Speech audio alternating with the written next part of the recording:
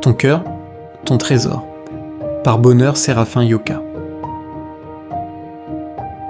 Imagine qu'un jour, quelqu'un entre dans ta chambre pendant que tu n'es pas là et renverse des ordures partout, laissant ta chambre comme un dépotoir.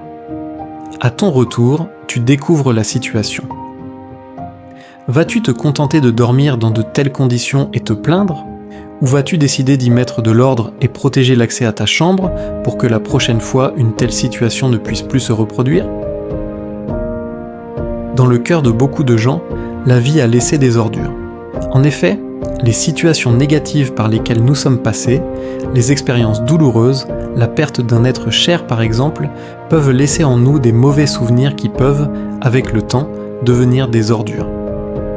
Mais la plupart des gens se contentent de vivre avec leurs ordures.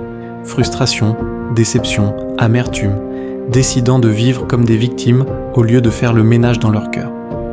Le cœur est comme un coffre-fort précieux, l'endroit le plus intime de notre vie. Il est conçu pour contenir ce qu'il y a de plus rare et de plus beau, nos rêves, nos espoirs et la vision de Dieu pour notre vie.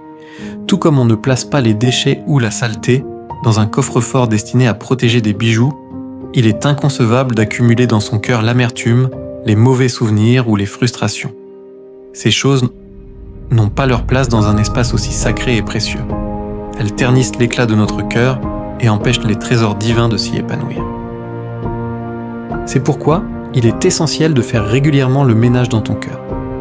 Examine-le avec soin, comme un bijoutier qui nettoie ses pierres précieuses pour qu'elles brillent davantage. Élimine tout ce qui est toxique, tout ce qui alourdit ton âme et étouffe ta joie. Refuse de laisser les blessures du passé ou toute autre chose négative s'installer comme des parasites dans ce lieu destiné aux merveilles de Dieu.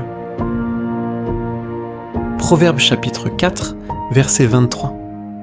Garde ton cœur plus que toute autre chose, car de lui viennent les sources de la vie.